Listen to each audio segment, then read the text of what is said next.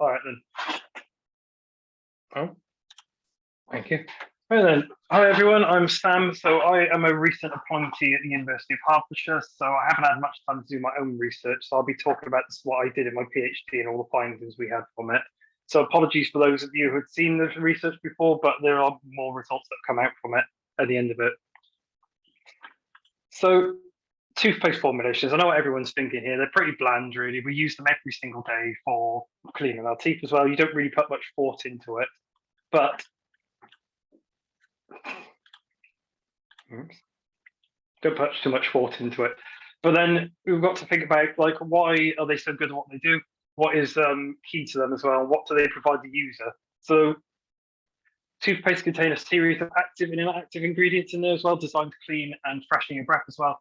So it's a very complex cleaning pharmaceutical cosmetic, however you'd like to freshen our teeth, freshen our breath, clean our teeth as well. And the active ingredients inside of it, so we've got the fluoride compounds inside of it. So they come in the form of stannous fluoride, they come in sodium fluoride and other variants of that as well. And they're designed to provide fight cavities inside the oral cavity as well, protect our teeth, re-enamelize them, and stop us needing to visit the dentist quite so often. And there are antibacterial components of it as well. So they're to fight the plaque bacteria, they're to stop infections starting in the oral cavity, and to try and also to play an active role in maintaining our teeth. The inactive ingredients, the abrasives, the flavour compounds, the thickening and binding agents, surfactants, humectants, give it its rheological properties, they give it its characteristics that we know and love as well. So the flavour compounds are used to obviously mask the horrible bitter taste from it as well. The surfactants in there to improve the cleaning as well, make foam move around your mouth as well, make sure all these active ingredients get to every part of the mouth that they need to as well. And the abrasives are there, although they play an active role in removing plaque bacteria from your mouth, they are there to give it rheological properties as opposed to actually stop you from getting actual cavities in the first place. So they play an active role in removing plaque, but not stopping cavities from forming. So what's the point? So what's wrong with toothpaste at this point now? So you think that all these adverts tell you that 9 out of 10 dentists recommend this one, but always raises a question, why does that 1 out of 10 dentists have against toothpaste? It also raises questions such as, if they're always so efficient, why are there still so many cavities forming around the world? So 44% of the world's population suffer from tooth decay at this moment in time. Over 600 million children worldwide, so that's roughly 60 to 90%, depending on what's classified as a child, whether you're taking teenagers into account of that, or is it just under 10s, are affected by caries. Almost 100% of adults have tooth decay in some form, either as a cavity, either as some sort of damage to their teeth. Even if you can't feel it, even if it's just sensitive teeth as well, that is still a sign of tooth decay as well. And 30% of the world's population don't have teeth between the ages 65 to 74 as well. So obviously, although toothpaste are good, there's still a lot of work that can be done to improve them, to make it better. So there's always been a continued growth of dental caries, mainly changes in our diets as well. So there's more sugary food available now, more processed food, more fatty foods, more things that are able to help plaque bacteria in the oral cavity breed, grow, and provide them an ideal environment. The current retention time of flavours and the active ingredients is quite low. If you brush your teeth, you might notice 10 minutes after you brush your teeth that the actual flavours have already started to disappear from it as well. So being able to retain those flavours, being able to retain the fluorides in the oral cavity and other things like that for longer would also be beneficial. And there was currently no standardised in vitro methodology for measuring toothpaste flavour retention or active ingredient retention. At the moment, it's been, we think the smell's disappeared after 10 minutes. So, that's our results. There's no actual standard procedure for measuring this when I started the project 4 years ago. And it's not just your teeth you have to worry about as well. Plaque bacteria, because obviously you swallow it, you dislodge it in your mouth all the time, gets into your circulation system. It can lead to heart disease, strokes, mouth cancer, diabetes. It has been linked to quite a lot of other diseases, particularly cardiovascular ones as well. So you have to worry more about the rest of your body as well as just your teeth. So it's not just a limited problem. So why retain toothpaste for longer? So it gives more time for flavours and active ingredients to work, as I mentioned beforehand. If you look on the right-hand side of the screen, there's a work done by Duckworth and Morgan, and they showed fluoride concentration in the oral cavity. So once it's been applied, it starts to decrease rather rapidly as well, up to 50 minutes. So by being able to increase this retention, we'll then also be able to improve the way the fluorides are able to work, improve cavity fighting abilities, re-enamelize it at the teeth as well. That leads to some problems of its own, but we'll talk about later on. And improved formulations will be more effective and leave pleasant aftertaste in the mouth of the user for longer afterwards. So the aims of this project, as you can probably tell by now, to improve the retention time of the toothpaste in the oral cavity. You're using mucoadhesive polymers, develop the in vitro models for measuring and assessing the retention, and also do sensory profiling of the novel formulations and actually measure how well they retain flavor compounds in there. So where does toothpaste retain? You think that's obviously a very easy and logical question. It's called toothpaste for a reason. It must retain to your teeth. But actually, that's not true. The toothpaste actually works at the bottom of your teeth along the gum line. So plaque bacteria will try and move down your teeth to the bottom of it because of the sheer nature of the tooth, the saliva that coats it as well, and how the way that as you use your teeth all the way through the day, it starts to push the bacteria down. And the gum line provides a protected environment for the bacteria and plaque to grow. So the plaque will work around there. So obviously I added a mucoadhesive to it as it's around a mucosal surface. The gum line by there makes it a fantastic way of improving the formulation's retentive properties as well. So using the mucoadhesive, the ones that were chosen for this test were some natural polymers and synthetic polymers. So the natural ones were xanthan gum carrageenan hybrid, CMC and chitosan. And the synthetic ones were carpol compounds, so carpol 971, 974, 2020 ultras, and also some gantres S97. So the carpol compounds are used in oral care formulations at the moment, but they've never really truly been assessed to see whether they retain the formulations for longer as well. So at the moment, more premium toothpaste were using them because it gave you better gloss, better rheological properties as opposed to the natural ones. But there was no real work done into how well does this actually retain X, Y, and Z in the oral cavity. So the toothpaste was formulated, started off as raw ingredients from it, turned it into a gel, and made it into toothpaste in the end. So the rheological properties of the toothpaste were assessed. I believe that video shows what an ideal toothpaste shouldn't be like. It shouldn't all come out all at once. It shouldn't squirt everywhere. So it must be able to flow when force is applied. If it's too thin, it won't stick on the brush, it'll shoot out. And too thick, it'll just stay in the tube. So then you cause issues using that. So you have to kind of find a fine balance between that. So it must be comparable to commercial paste. You can't make something that's too thick, even though it will come out the tube the way you want it to, if it's not comparable to commercial ones. That may affect the sensory profile. People may not want to buy it because it changes the way it feels and they don't like how it feels or looks. And the same if it's too thin. So the commercial standards were chosen. So Colgate, the #1 selling toothpaste in the UK, was used. Aquafresh and McLean's, so 1, 2, 3 of the #1 best sellers. And the rheological profiles of them were all assessed. You can see that Colgate, Aquafresh, and McLean toothpaste is on all 3 of them. The Colgate toothpaste, which is the gold line, kind of in the middle of both profiles as well. It's kind of a middle ground. It's a decent toothpaste, has decent rheological properties as well. But even though the toothpaste all use very similar mucoadhesive compounds, Colgate, Aquafresh, and McLean's, they all have different rheological properties. So that could be due to the way they manufacture some of the other excipients with the silicas they use in there as well, as we mentioned earlier on, the abrasives used to give it its rheological properties. And then as you see that the toothpaste, the gantres one was particularly thin and watery, but that does not necessarily mean it did not retain very well. And the CMC toothpaste as well also showed not very good rheological properties to it compared to the others. So to test these toothpaste, a human analog had to be developed as well. So the analog had to be cost effective, had to mimic the structure of the human jaw as close as possible, and had to contain the relative mucosal surfaces. So to do that, initially pig's mucosa was looked at, but then it was not chosen because the teeth were not very similar to the human mouth. And bovine mucosal surfaces were looked at. Again, the teeth are very large, but not very representative of the human mouth. And then sheep were looked at, and as a Welshman, this hurt quite a lot. So sheep generally have, although they have a different number of teeth, they are very similar in size. And although the front teeth are a lot further away than the molars and the premolars, if you were to compress the jaw, you'd see the structures are very similar as well. So the molars were as similar as you were going to get. The canines and the incisors and the front teeth were all very similar to human teeth, so it made them an ideal analog to use. So the first method that was developed was using fluorescent microscopy. So the toothpaste was dyed with a fluorescent marker to mimic flavor compounds that were added. So normally 0.1% weight of the toothpaste formulation is its flavors. The teeth and tongue were then brushed, as this model on the right shows as well, for 2 minutes, applying the toothpaste all over it, getting a really good coating on it. And then the sample was washed for 30 seconds and pictures were taken of it. This was then repeated after 30 seconds. So during that 2-minute cycle, it's 30, 60, 90, 120, and then so on from there. So here are some of the fluorescent images that were taken from it as well. So you see the Colgate, which was used as standard nurse one as well, had a really good coating, very foamy around the teeth, and so are the other ones as well.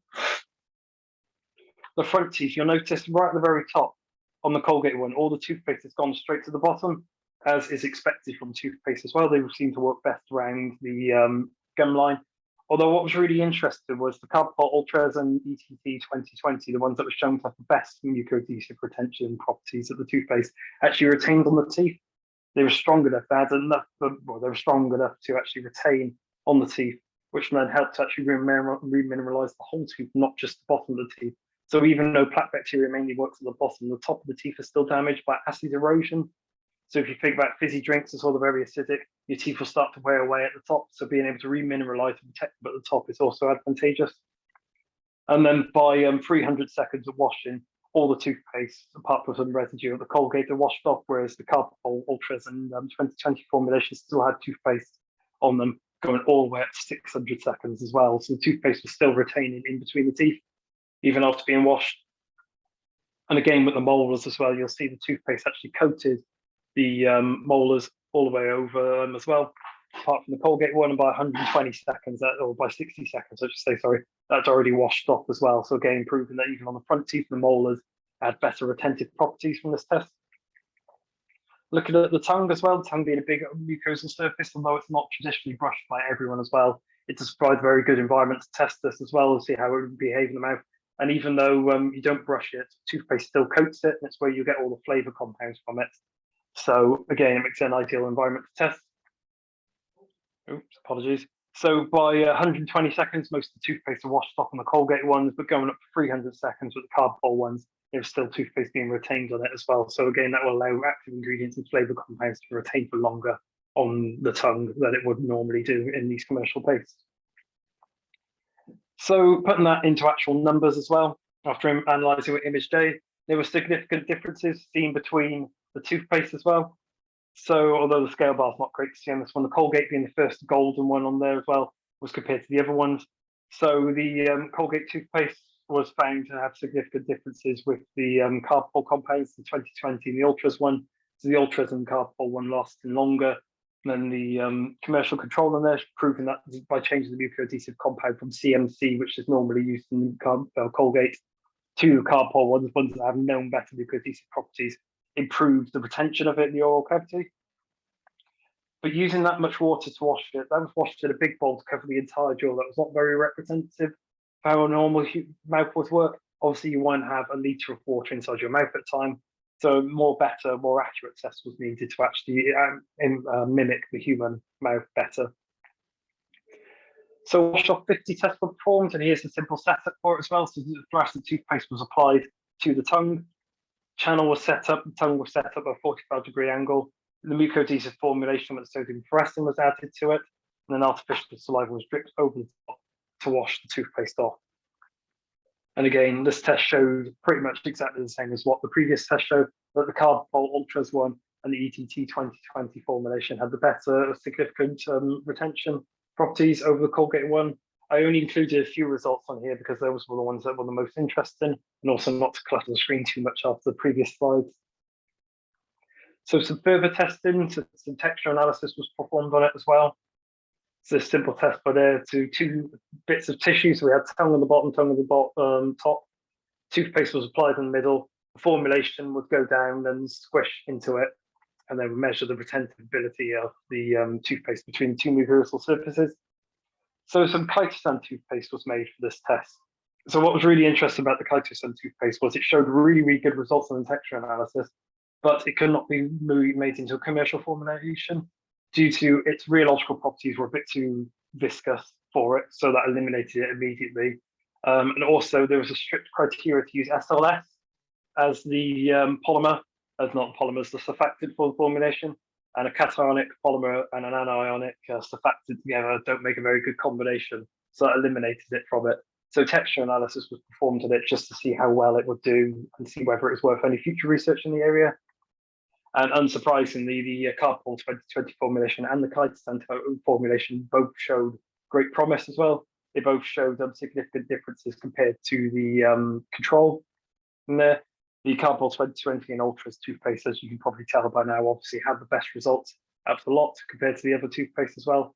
So the sensory evaluation of the toothpaste was then carried out afterwards. So we kind of had an idea of what toothpaste to use. So obviously we needed commercial control, and unflavoured toothpaste was chosen and used for that one as well.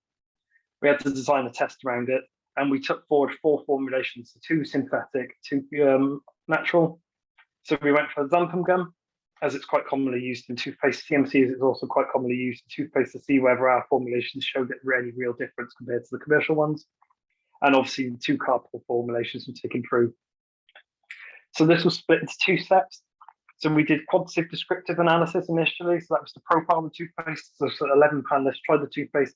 They said what type of flavors they were getting from it, how it felt in their mouth, worked out which of the best formulations were going to be to take through to the fixed time point temporal study. And in the QDA, it was also compared to the control to see whether there's any actual sensory profile, any notes they could tell difference in it.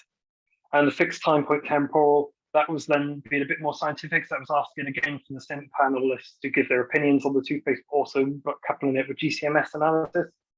So we could actually see how much of this flavour compound was being retained in their oral cavity after they brushed their teeth, and actually measure it and quantify it. So peppermint flavouring was chosen for this. This was chosen as a very simple formulation. It's used in lots of toothpaste as well. It's very well known by people, and it's very easy to score compared to some of the other formulations and other flavours that are used in it as well. So the initial QDA came up with some attributes for the toothpaste. So obviously there was spearmint and peppermint, because they're usually used in different blends to make a peppermint or spearmint flavour. So you'll always find 3 spearmint, peppermint, and eucalyptus in these oils and flavours. And the references that were used next to them, so the panelists can then compare, oh, does this taste like spearmint? Am I actually getting this? So then eliminate any issues with that. Sweetness, so the sweetness measured as well. So we had the sorbitol solution for that as well, whether there was any bitter notes they mentioned, how mouth drying was the toothpaste, and how powdery. So mouth drying and powdery kind of linked into each other quite well. And then we got these spider diagrams from it as well. So the toothpaste were compared at 0 minutes and 15 minutes post brushing. So they brushed their teeth, but score it immediately after they brushed their teeth, and then 15 minutes after that, they would then score it again. So between the formulation, there were some significant differences seen for it. So in the morning, most of the toothpaste seemed to be very similar to each other, except, which I believe I'll talk about in the next slide as well, there were a few that were found to be significant. But after 15 minutes of brushing, there were a fair few significant differences between the toothpaste. And then doing it in the morning and then doing it in the evening as well, there were more significant differences found initially, but less found in it afterwards. So there may be something going on there, either maybe a mucoadhesive effect that's slightly better or slightly worse in the morning, or it may just be their sensory perception that's going on. So again, adding in this GCMS data will then help eliminate any of these issues with it as well. So from that, 1 natural formulation and 1 synthetic toothpaste were chosen from that one. The QDA results showed that the xanthan gum had the most significant differences between the other toothpaste, that actually retained more of the flavour compound than the other toothpaste. And the synthetic one that can retain more was the Cardboard 2020. So that showed significant differences across most of the different formulations, apart from the xanthan gum one. The xanthan one showed significant differences between all toothpaste and that one as well. So they were chosen to take forward into the next stage as well, and so was the control. So the peppermint flavouring was analysed using GCMS. So it was measured initially, simple flavouring, minimal ingredients. 16 volatile compounds were selected from this. So we had obviously the ones you would expect: menthol, menthone, neomenthol, carbone, all the ones that generally are used to make up this formulation. So we'll take note of the log p-values now because they'll be useful later on. So the way the temporal test was done, it was done using a BioVox 2. So that captures your breath. So you breathe into the tube, you seal it. You're then able to then transport it from the panelist's house, because this was done during COVID, so it had to be done at home. So the panelists would do it at home, transport it back to the lab, do the test, do the analysis on it, and then get the GCMS results. At the same time, the panelists would blow in to the sample, score it, and then do it. So the way the test worked was the blow a reference once we get baseline, just see what their breath is like, score it, how they felt that morning. Obviously, it was going to be very low or zero. Brush their teeth, blow into a 0 minute sample, score that, and then repeat that at 1.5 minutes, 3, 10, and 15. So 6 attributes for this one were scored. So spearmint, peppermint, eucalyptus, sweetness, cooling, and mouth drying were chosen to measure for this as well. Because the panelists only had a limited amount of time, they were only given 6 attributes instead of 7 as well. They found it just slightly easier to measure it as well. So quite a lot of the toothpaste was scored very similarly to each other. Spearmint was an interesting one that was actually scored quite differently in the morning as it was to the evening on there as well. So again, that's a very strange effect that needs to be investigated more. But most of the other toothpaste were all scored very similar as well. So perception-wise, by a person, they couldn't really tell much of the difference between the toothpaste. However, the GCMS results showed actual big differences between them. So the xanthan gum toothpaste was found to show quite a lot of significant differences between the control and even the carpal toothpaste. So for 8 of the 16 volatile compounds that were measured, 8 of them were found to have significant differences between them, which was really an unexpected result, as we showed before how the carpal toothpaste retained for longer. So you'd assume the carpal toothpaste would actually have more differences than the xanthan gum one. So all the log P values for the toothpaste flavors that were retained, all these volatile compounds that were changed, were between 2.7 to 4.8 on a log scale, a log P scale. So it was, we theorized that that was because obviously the more lipophilic it was, hydrophobic pockets in the xanthan gum were forming and wrapping around these compounds, these flavor compounds, and actually being able to retain them and bind into them as well. Whereas in the carpal ones, they wouldn't be able to do that. So we theorized that there's hydrophobic pockets that were helping to retain this and suppress the release of it over a period of time. So although the toothpaste doesn't retain as well in the oral cavity, it does release flavors at a slower rate than the carpal ones, whereas carpal ones seem to release the flavors and then it gets removed from the mouth quite quickly. So that was a really interesting and unexpected finding from this study. Although, of course, more work needs to be done on this to actually evaluate the effects of how well xanthan gum can actually retain these flavors. Is it these hydrophobic pockets that are doing it? Is there some interaction with the saliva that's going on there instead? Or are there other effects that are happening? So although the project has technically come to an end now, some of the conclusions for the QDA, actually wrong slide. No, some of those findings from the QDA were that the toothpaste formulations with improved mucoadhesive adhesion, apologies, carpal and carpal ultras formulations had longer retention time on the enamel and mucosal tissue than commercial paste. New methods was developed for them in the first part of it. The sensory profiling showed that evaluation of the toothpaste, the xanthan gum was better at retaining flavors for longer, although the carpal 2020 toothpaste helped mask some bitter taste. But again, that's just one of the effects that carpal compounds have. But the log P seems to play a role in the retention of the flavors retention, particularly with the xanthan gum. So more work needs to be done to actually define whether, is it just the log P, is it these hydrophobic pockets, is there some other effect going on there as well? So that will all be revisited in the future. Kitesan formulation showed great promise, although obviously being told to use SLS as a surfactant was not fantastic for it as well.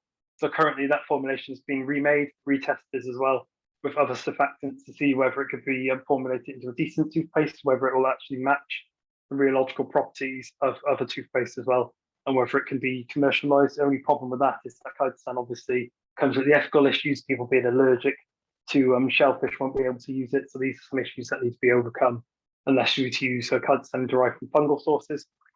And again, further analysis of the sensory results and further verification of prolonged retentive properties.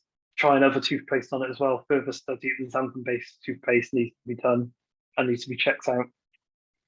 So I'd like to thank Vitaly for being my supervisor for the 4 years, been a real great help with everything as well. Helped Dr. Jane Parker as well to help with all the sensory work, and for Jubazon for supervising it, and for Reading University for providing me a place to do all my work and for being a great university to study at. Okay.